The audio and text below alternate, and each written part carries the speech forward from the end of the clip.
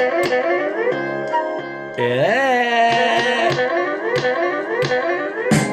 Oh, shit.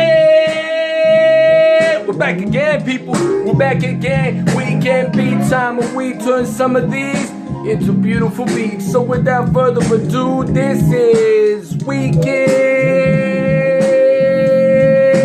Beat Time. Hey guys, welcome back to another episode of Weekend Beat Time, man. We get together every week. For all of you guys who are new to this, man, on this channel, we get together every week and we basically flip and make flip some records there and make some sampled based hip-hop music, man. That's what I do. We learn a bit along the way. Sometimes the fellas will leave comments, you know what I mean? My subscribers will leave comments giving me tips as well, you know what I mean? Different methods of doing things. I practice them as well, and then I show you guys, man, you know what I mean? And it's just everyone's just kind of like learning, and we're just sharing, man, sharing the knowledge and that. So that's what I do here, man. If you haven't hit that subscribe button, do that, man. Hit the like if you like the show, you know what I mean? And yeah, I'm just sort of working on this a little bit more, man. Today, guys, we got something really special, as usual, right?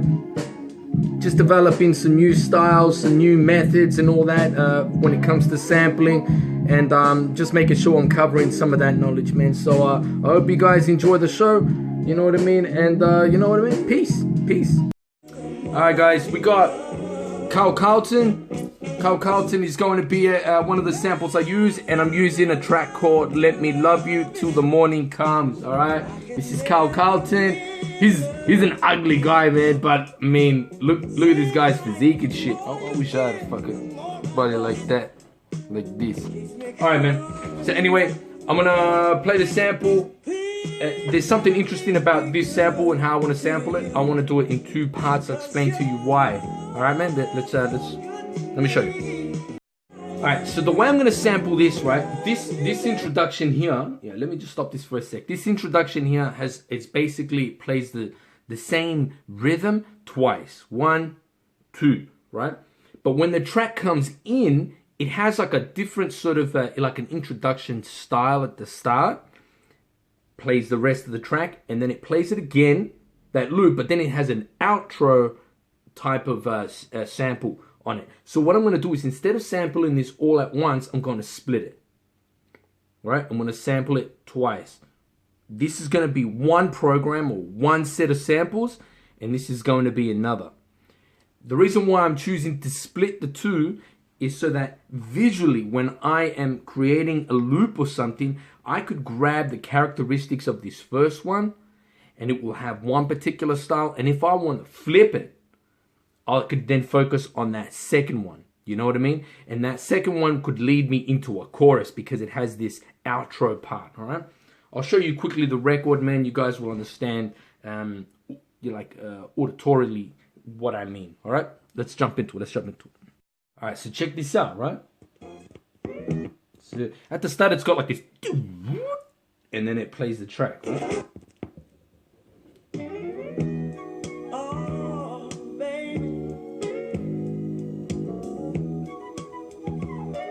See that? The flute, right? So that's that first one. And now split it. See that? That's different, you know what I mean? And then this. See that? So that's a really good second sample. Even though it's the same introduction, there might be a temptation to record it all at once, but sometimes it's better. Just break it up so that when you've got your pads, most of us use pads, right? So when you've got your pads, you're not flicking through banks. You've got one set of samples in front of you, and that's it. And then you can use another program and maybe stack on top or do something like that. And it's a different set of samples. You know what I mean? That's why I'm choosing to do that. I'm going to sample it in like that. 2 pieces. Split sampling. So check this part. See that? Sort of, it's like a synth or something like that, or some flute. I'm going to get that. Yeah. I'm going to sample that in. Because I could take the low pass off that, man, and leave just the high, just leave the high end of that and use that bit, man, just to come in, you know, in chorus time or something. Alright, I'm gonna sample that in. Alright, so I found some drums here, right? Check it out. Yeah. See what I'm saying? It's got hi-hats on its own, it breaks away. I'm gonna sample that in, alright? So I got my drums. Alright, and the last part that I'm gonna sample, guys, is this part. Because on the tail end of these samples, it's got some part without the vocals and that I could use. Look. Right here. Yeah. Keep going. See what I'm saying? On the tail end. By taking that sample, it's basically, I'm listening out for, are there going to be parts of that sample that haven't got vocals? Do you know what I mean? And if it's enough that I know is going to give me 2 or 3, maybe 4 pads, 4 is pushing it, but usually on the tail end of some of those vocal sections, you know what I mean? There's going to be some points where the vocals back off.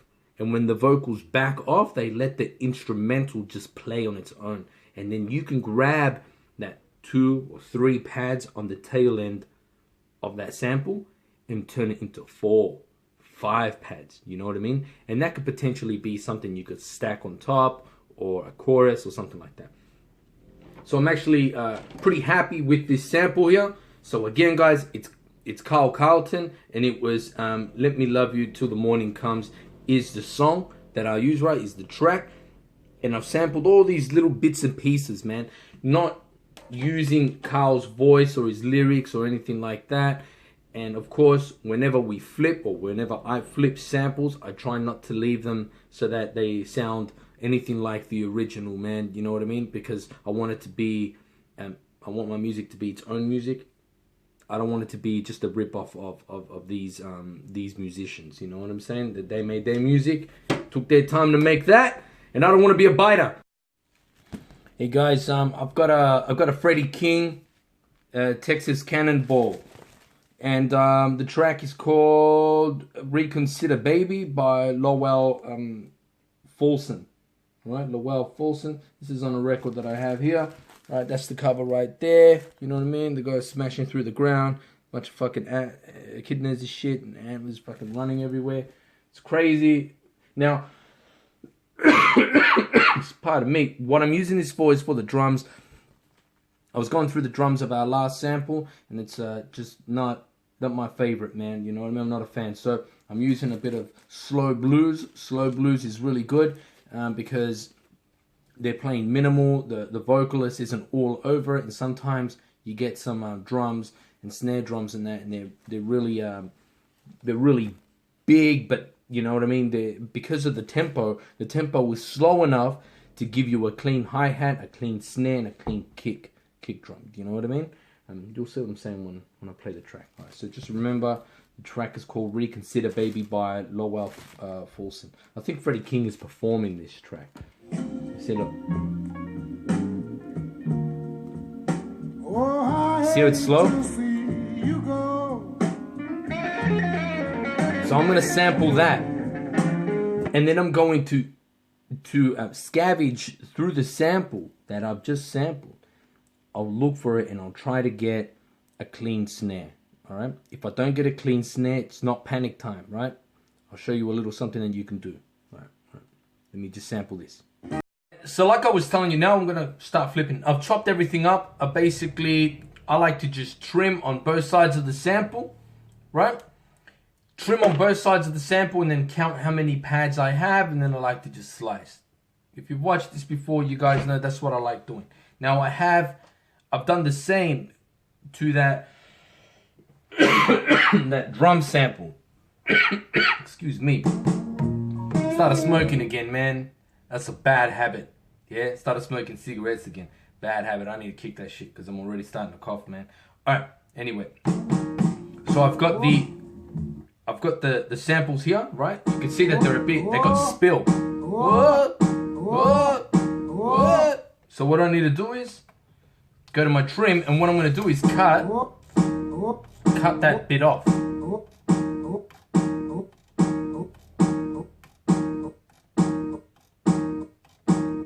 There, it's gone. But it still has that piano. So does that. So what I'm going to do is I'm going to juggle between the different snares, right? One here, one there. I'm going to juggle between them. Maybe go from one to the next, back and forward, to start creating a rhythm. Now, if those keys are too loud for me, what I'm going to have to do is start stacking.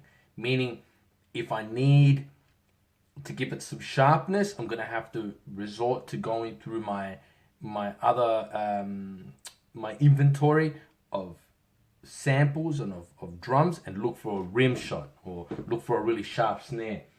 I can go through more records if I want. In my opinion, if I start going through more records, I feel like I'm going to be wasting those samples on just stacking one on top of the other. I get enough character from what I already sampled. You know what I mean? And it's okay if I want to add that fidelity, that sharpness, the burst, whatever it is, man. If I want to add that, I can color my sound and my samples by using things in the library. You know what I'm saying? So it's not going to be the same. It will be colored by the samples that I've just used, right? That's if I need it. All right? So I'm going to work out my snare and get my drum kit together, all right? Let me put together my drum kit. I'll run through how I did that. And we'll get some rhythm going, all right? Before the video gets boring. Yeah. All right. Check this out, right? I got my snare here.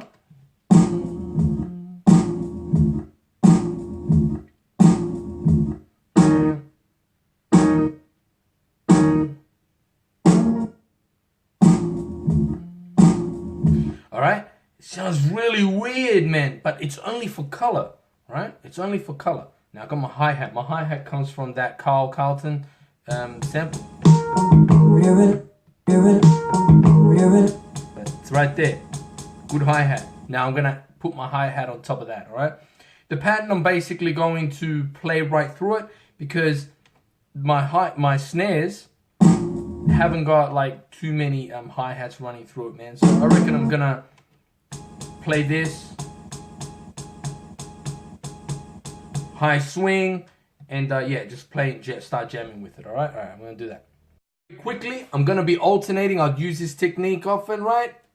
I'm gonna be using my my root finger right here, and it's gonna be the strongest finger on my hand, right? And I'm gonna alternate between this one and then hitting it with my ring finger. My ring finger has a little bit more finesse. It's a little bit weaker, so it's gonna be softer when it's hitting the pads. That way, oh shit, I can get some more rhythm.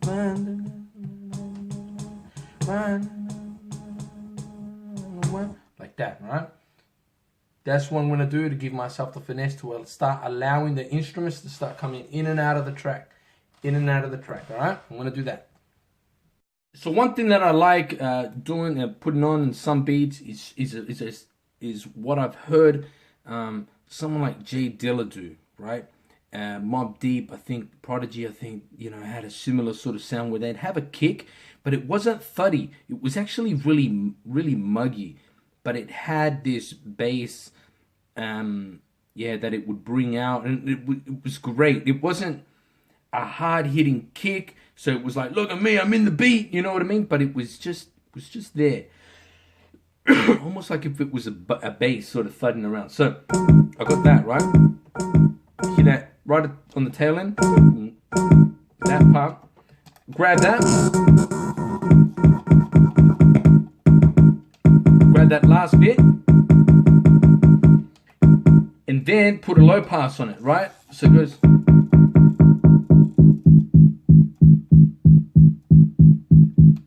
See? Really muggy. Alright? Now that snare, it's popping out too much. I'm going to find a clean snare to put it on top, man. That way we could start bringing this beat together, man. I like the color because the drums have already got a rhythm to them, but I need to start bringing this together. I've got my clean snare, right? And what I've done is I've placed it basically where I have my other snares.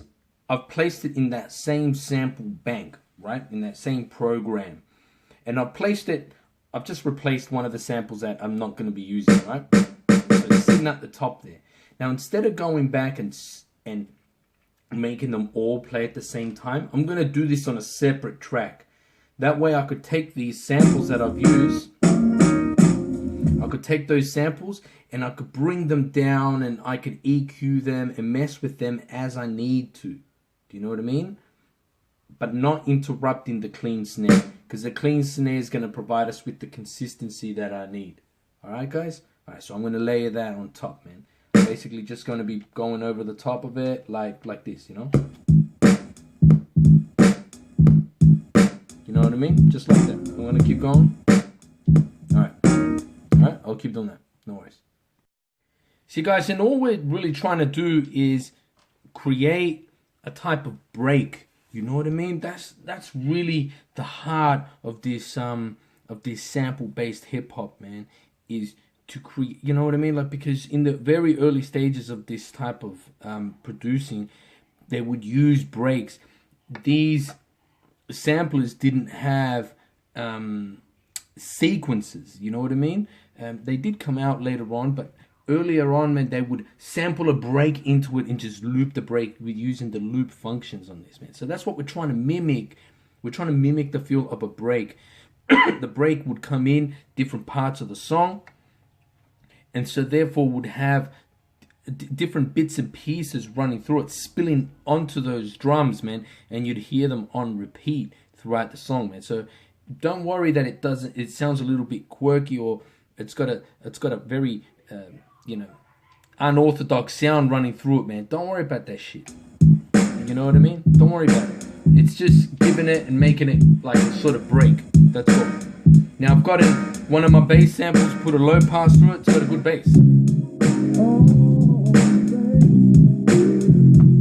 Tune down.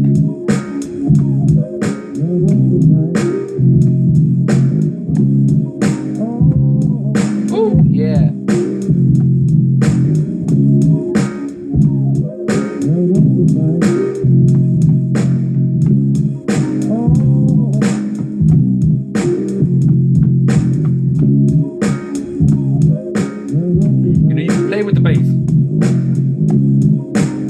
Keep going back and forward and change it up, you know what I mean? Do what you want so that the bass sounds interesting. I'm going to use the sample bass from this particular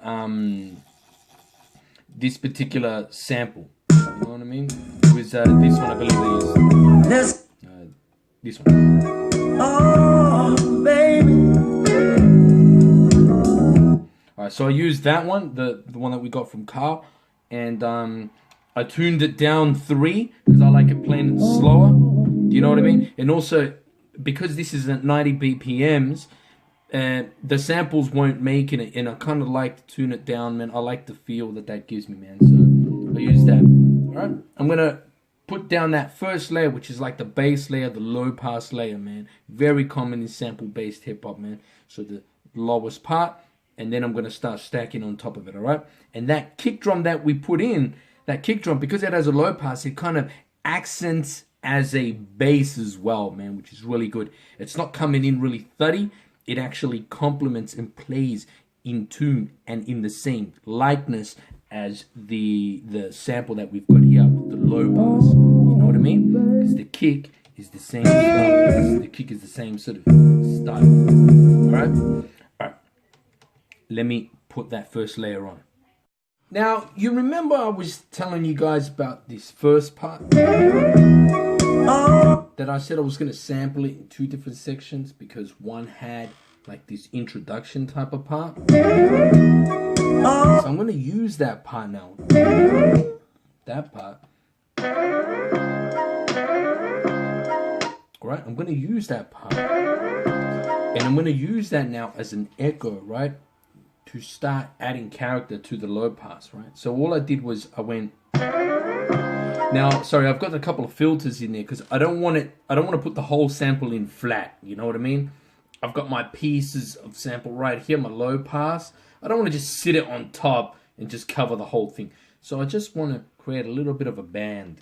Do you know what I'm saying? So I've got my high pass set at about 30, right? So all the bass is basically out of it. And then I've got a bit of a low pass because I want some of that crispness, which I've got planned for in just a sec, to still sit on top. So I'm putting a little bit of a low pass on it as well with getting rid of all that high end stuff, right? I basically then play this. And when I play that second one, I'm putting it on the 16 levels. And I'm fading it out. And then I'm playing that in the background. And then when it's going to start again, I bring it in. You know what I mean? So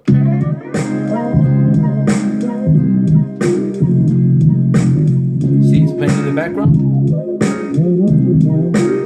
Then I fade it in.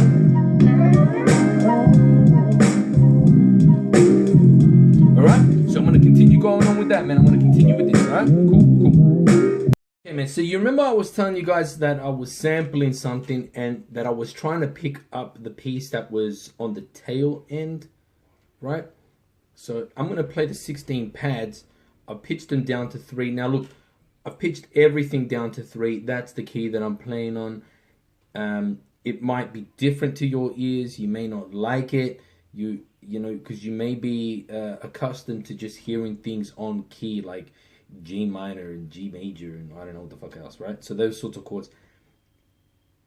When you're dealing with MPCs and you're tuning down and all that, you end up with some unorthodox notes that you play on, man, right? Alright, so anyway, I'm trying to keep it all in key. It may be off, but it's all, they all off. You know what I'm saying? It doesn't come back and forward or whatever. So these are the tail end ones, right? I'll indicate when that's happening, right? Check it out.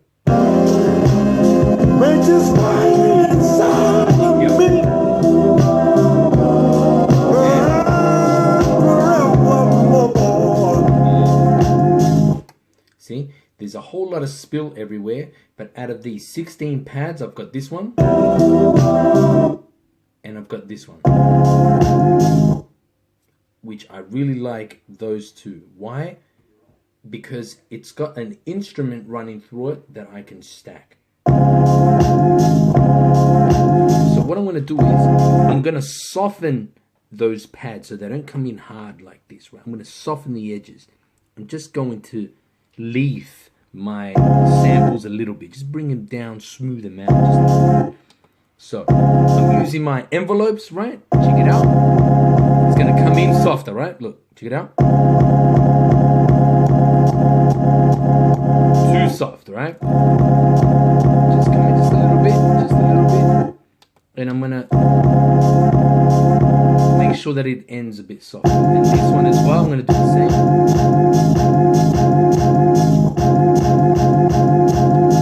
Alright? That way I can place a filter on it, right? Place a filter on it. Let's just say when I say filters, these aren't effects, right? This is basically just allowing the signal to run through, and I'm choosing to take out the low ends, take out the high ends, maybe take out the middle, something like that, right? That's what I'm doing, right? So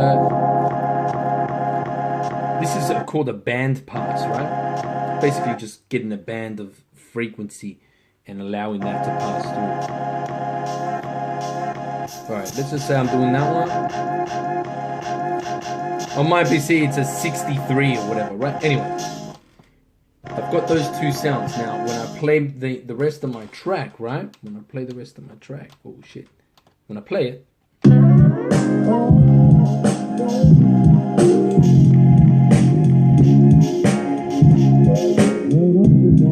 see, it's naked.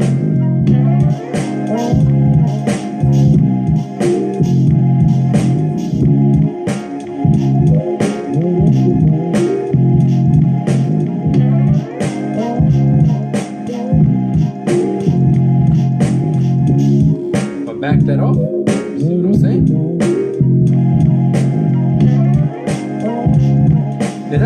levels. I want to back that off, right? So it's kind of like it's got a little bit of finesse and it's coming in and out, and that frequency is waving through the rest of my beat, right?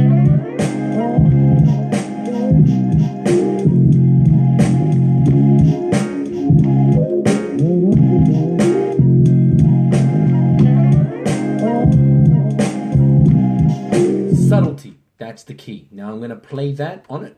So this is as like the MC's rapping or you're performing the track or something like that. As you're building up towards the chorus, you want something to start coming through. You want a synthesizer to come through, some keys. You want some ambience, something like that. That's when you start bringing this one up.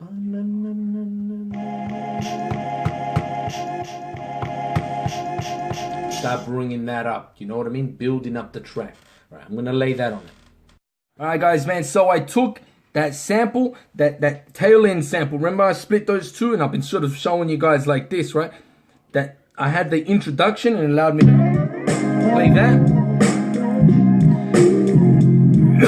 Like this. Well, I took that tail end one, man, and now that's going to be like my hook.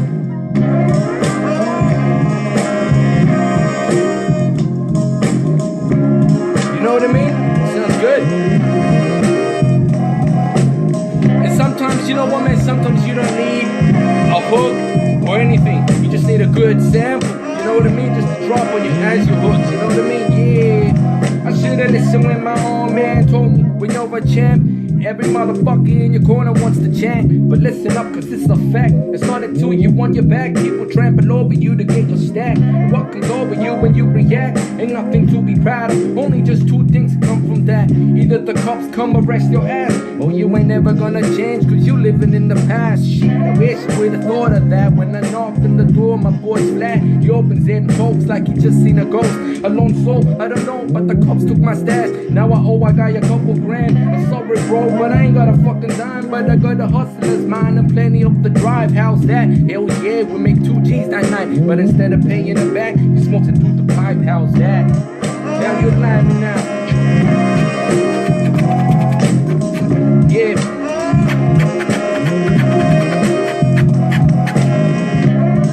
Yeah. You know what I mean? Just like that. It's fun with the music, man. Yeah, alright guys, alright. That's it for me. You know what I mean? I hope you guys have a good weekend, man. Enjoy the music. I hope you guys just enjoy the music over here, man, that I'm making for everybody, man. I'm still working on that mix. You know what I mean? I'm working on that beat tape. Got a couple of special things in line, man. But I hope you guys learned something here, man. So spread the love, guys. Peace. I'll catch you guys next week, man. Until then, you know what I mean? Happy beat making, man. Alright, I'll catch you guys next time, alright? You know what I mean? Fuck yeah, I'm gonna play a little bit more of that.